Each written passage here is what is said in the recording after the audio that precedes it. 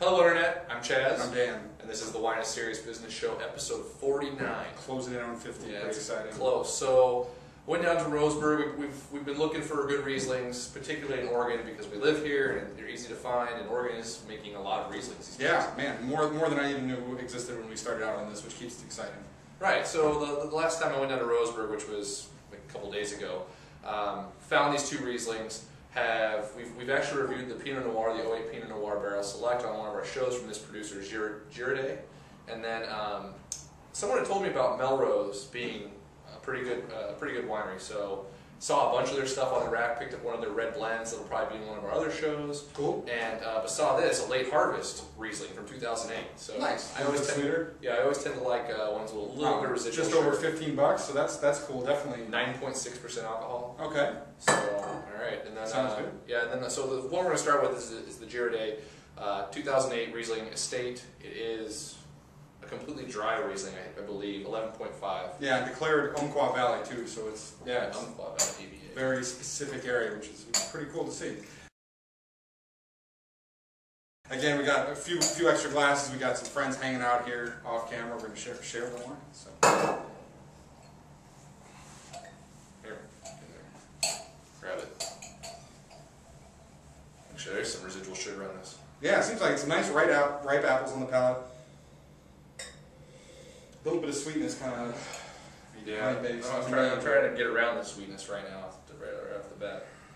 It says this will age up to 10 years. That's what it says on the label. Wow, alright. And funny thing, it says on the label, and I did a little reading about them, is that this producer is one of Oregon's oldest wineries, with vineyards established in 1971. So that's pretty crazy. Yeah, it's pretty nuts. Getting a little woody note too, maybe like pine, not like it was put in oak or something like that. Just a little bit of something woody. Yeah, like a little evergreen. Like you rip some pine needles off the bush, the tree,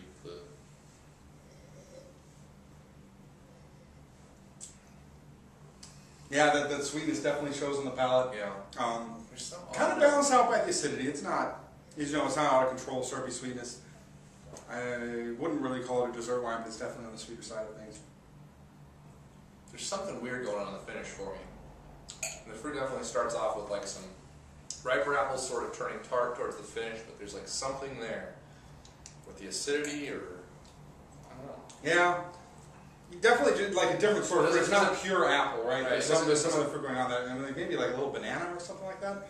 Kind of a richer, riper fruit or something. A little more tropical or something. Yeah. What do you guys think? Do you guys like it? Off camera, guys? All right. As long as thumbs up from off camera number one, and then I don't know. I'm not feeling it. Yeah, I can't lie. All right. Well, it's bizarre. There's diesel on the nose, at least to me, which is promising, and then on the palate, it's just sort of like syrupy. Right. And the acidity does not clean the sweetness out on the finish. It's just kind of separate. It's not super well integrated. Right. The flavors are kind of nice. Yeah, there's something going on there that I can't really put my finger onto. Not that it's a huge turnoff, but it's not really a cohesive package. Making it 84 points to me, decent wine, but not exciting. And there are others that I enjoy more. Yeah, I'm gonna go a little lower. I'm going 81 points, just because for me, if you're gonna have that sweetness, you need something to come in and clean it out, or it needs to finish cleanly, and it just doesn't do that. So. That said, it does have nice flavors. Yep, decently put together. And I think there are some people that this would appeal to, right? The fruit isn't hitting us right on, but there are some people who are like, oh yeah, I really love the fruit that this is delivering, because it's definitely there. It's not like it's a weak wine. It's not like it's flavorless. So if you like, if you're from Southern Oregon, you're familiar with Southern Oregon wines, you really like what some of the local whites produce, that might be more up your alley, worth checking out. Definitely a crowd-pleasing wine with the sweetness too. Yeah, yeah. And it's pretty cheap. I think like $12. Oh wow. Okay. Yeah. Good to know. Okay, so on to the Melrose Riesling, wine number 2, this is 2008. Like I said, this is going to be more of a dessert style. Expect some sweetness, probably a little bit thicker texture there. Let's get the off-camera guys some wine here too. Cheers. And what are you doing this week, Chad? I'm flying to Arizona. It's going to be a good time. Actually, this is recorded. Yeah. This will be. You'll probably see this after he gets back from Arizona, but it's still, yeah. What a whole week, right? Yeah. Run around should be. We're gonna go see the Grand Canyon. Go see the girl. Anyway. Say hi. Say hi. Does she watch the show? I don't think she does. Oh, man. Yeah, so it doesn't really matter anyway. Whoa, totally richer and riper. Like nectarines or something on the nose here. Like definitely big, juicy. But not a lot of flavor though. Like not in very high intensity. At least to me, the Girardet is more intense than this wine on the nose. But yeah, I agree with you. Richer, a little richer. Yeah. Yep. Lighter side, but definitely still there.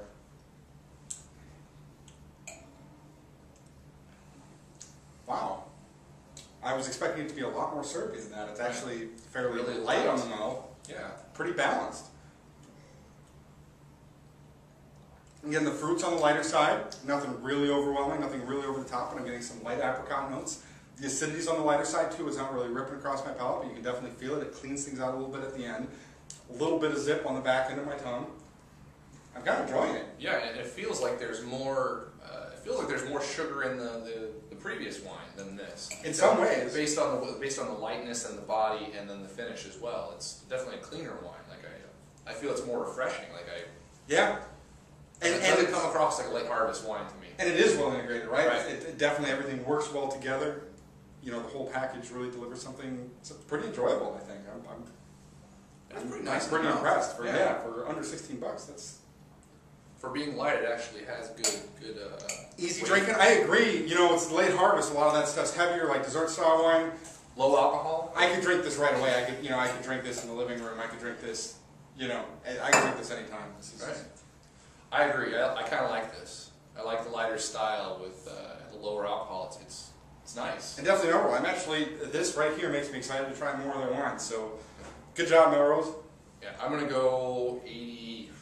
It's a tough one for me. 86 points. Exactly. That's what I'm going to go to. 87 points. 87 points here. Thumbs up. Yeah. All right. Yeah. Everyone's enjoying it. Nice So solid wine. at I'll the go price 87. point. I'll go 87 points. Hell, yeah. All right.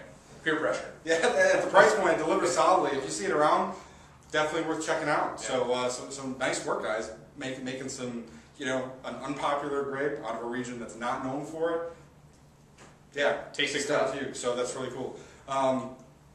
As wrapping up, question of the day. Yeah. So on our previous episode to this, we drank some homemade wine that we all sort of had our hands in.